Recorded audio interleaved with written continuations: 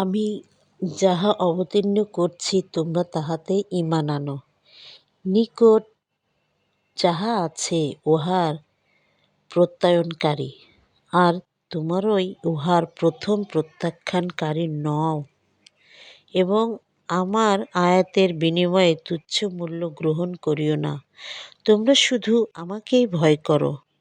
তোমরা সত্যকে মিথ্যার সঙ্গে মিশ্রিত করিও না, এবং জানিয়া শুনিয়া সত্য গোপন করিও না। তোমরা সালাত কায়েম করো ও জাকাত দান, এবং যাহারা রুকু করে তাহাদের সঙ্গে রুকু করো। তোমরা কি মানুষকে সৎকর্মের নির্দেশ দাও আর নিজেদেরকে বিস্তৃত হও? অথচ তোমরা কিতাব অধ্যয়ন করো, তবে কি তোমরা বোঝো না? তোমরা ধৈর্য সালাতের মাধ্যমে সাহায্য প্রার্থনা করো, এবং ইহা বিনীতগণ ব্যথিত আর সকলের নিকট নিশ্চিতভাবে কঠিন।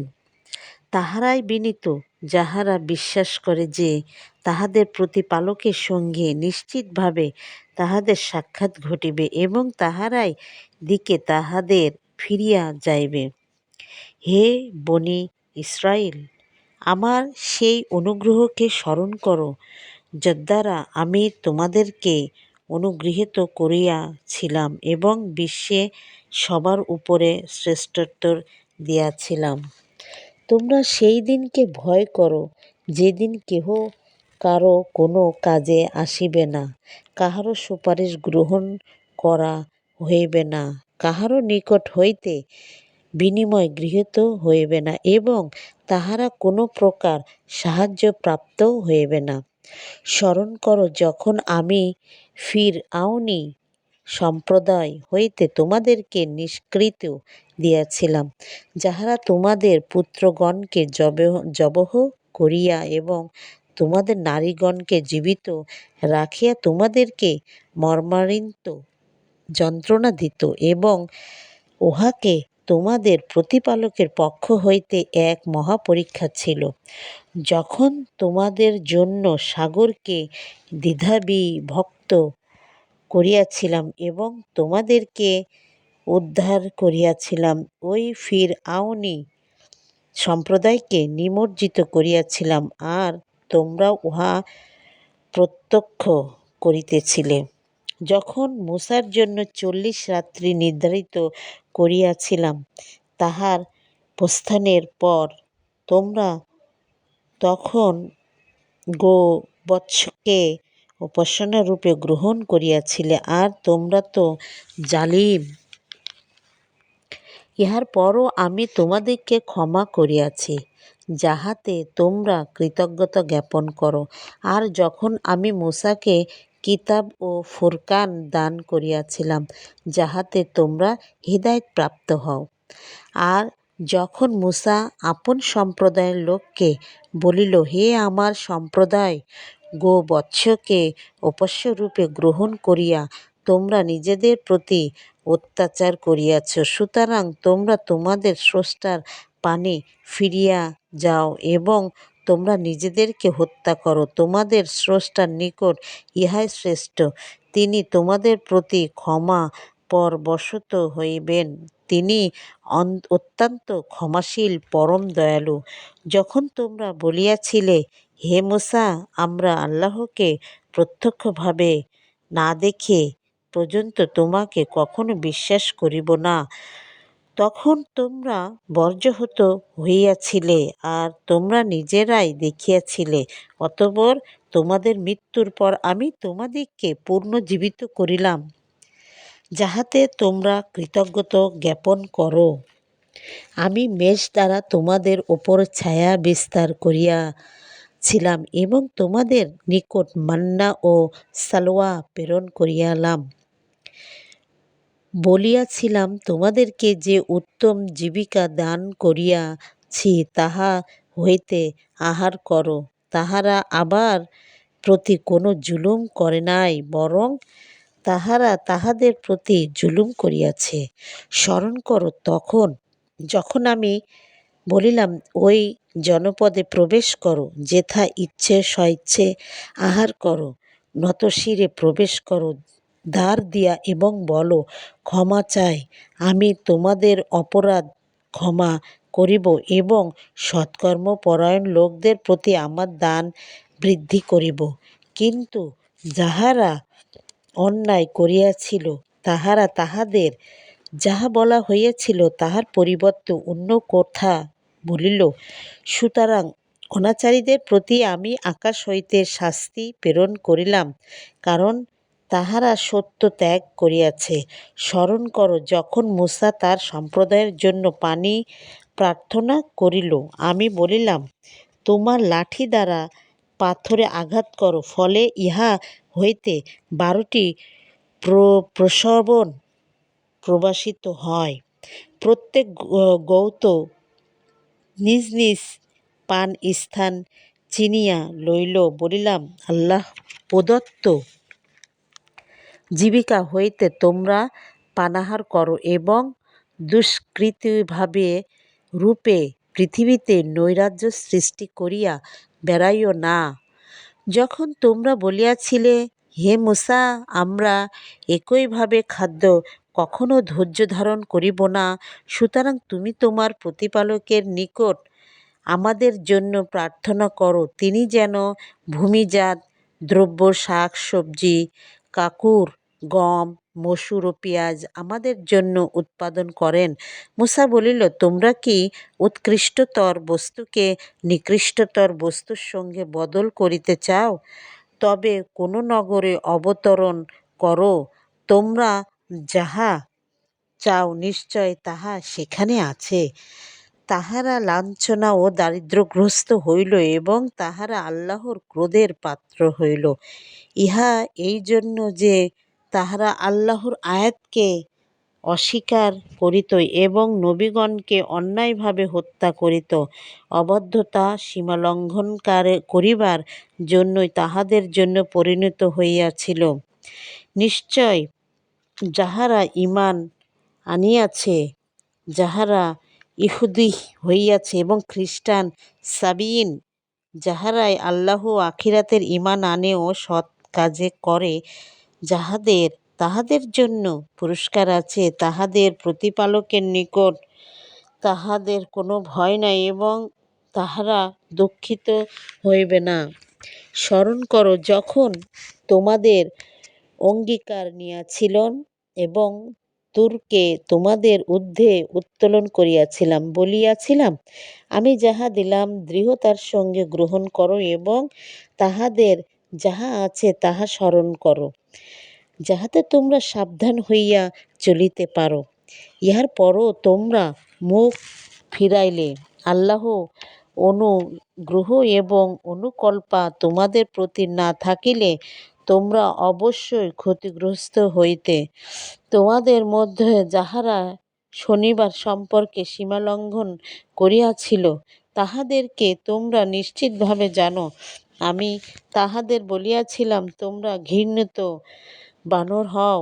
আমি ইহা তোমাদের সমসাময়িক ও পরবর্তী গণের শিক্ষা গ্রহণের জন্য দৃষ্টান্ত, মুত্তাকীদের জন্য উপদেশস্বরূপ করিয়াছি। স্মরণ করো, যখন মূসা আমাদের সম্প্রদায়কে বলিয়াছিল, নিশ্চয় আল্লাহ তোমাদেরকে একটি গরু জবাহ করার আদেশ দিয়াছিলেন। তাহারা বলিয়াছিল, তুমি কি আমাদের সঙ্গে ঠাট্টা করিতেছ?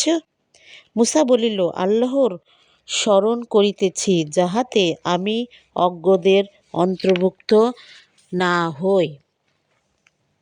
তাহারা বলিল, তোমাদের জন্য তোমার প্রতিপালককে স্পষ্টভাবে জানাইয়া দিতে বলো, উহা কিরূপ? মূসা বলিল, আল্লাহ বলিতেছেন, উহা এমন গরু যাহা বৃদ্ধ নয়, অল্পবয়স্ক নয়, মধ্যবয়সী। সুতরাং তোমরা যাহা অনির্দিষ্ট হইতে তাহা করো।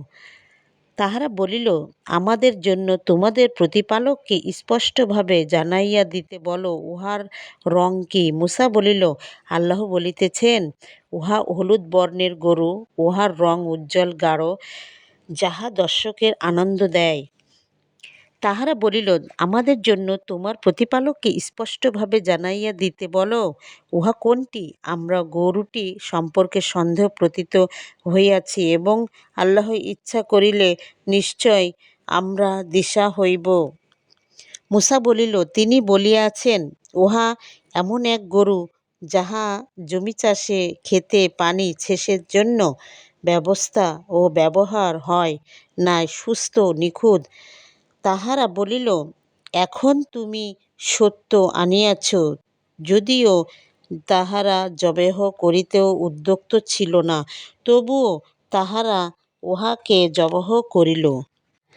স্মরণ কর, যখন তোমরা এক ব্যক্তিকে হত্যা করিয়াছিলে এবং একে অন্যর প্রতি দোষারোপ করিতেছিলে। তোমরা যাহা গোপন করিয়াছিলে আল্লাহ তাহা ব্যক্ত করিতেছে। আমি বলিলাম, ইহার কোনো অংশ দ্বারা ইহাকে আঘাত করো। এইভাবে আল্লাহ মৃতকে জীবিত করেন এবং তাহার নিদর্শন তোমাদেরকে দেখাইয়া থাকেন, যাহাতে তোমরা অনুধাবন করিতে পারো। ইহার পরও তোমাদের হৃদয় কঠিন হইয়া গেল। উহা পাষাণ কিংবা তদপেক্ষা কঠিন। কিছু পাথরও এমন যে, উহা হইতে নদীনালা প্রবাহিত হয়, এবং কিছু এইরূপ যে, বিদ্রোহ হওয়ার পর উহা হইতে পানি নির্গত হয়। আবার কিছু এমন যাহা আল্লাহর ভয়ে ধসিয়া পড়ে।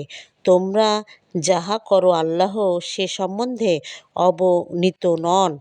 তোমরা কি এই আশা করো যে, যাহারা তোমাদের কথায় ঈমান আনিবে, যখন তাহাদের একদল আল্লাহর বাণী শ্রবণ করে, অতঃপর তাহারা উহা হৃদয়ঙ্গম করার পরও বিকৃত করে, অথচ তাহারা জানে?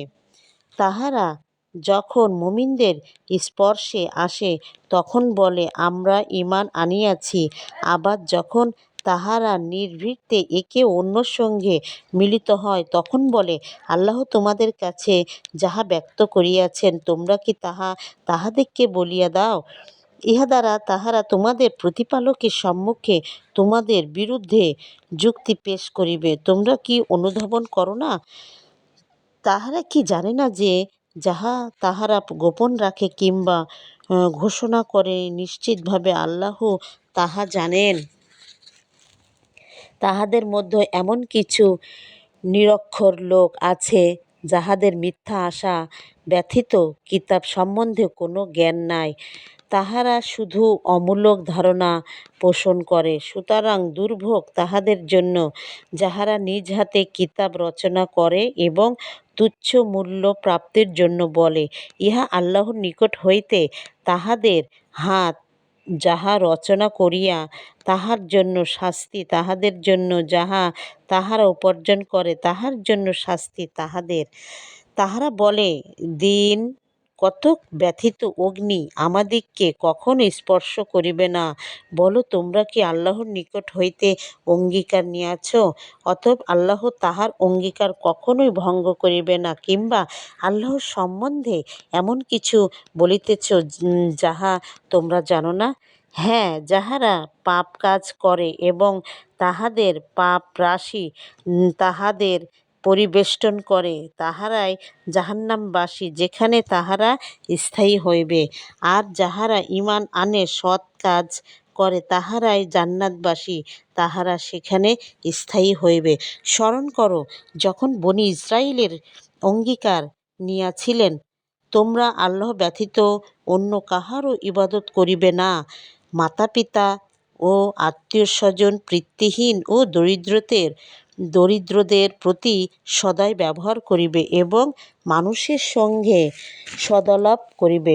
সালাত কায়েম করিবে, যাকাত দিবে। কিন্তু স্বল্প সংখ্যক লোক ব্যতীত তোমরা বিরুদ্ধতা ভাবাপন্ন হইয়া মুখ ফিরাইয়া নিয়াছিলে।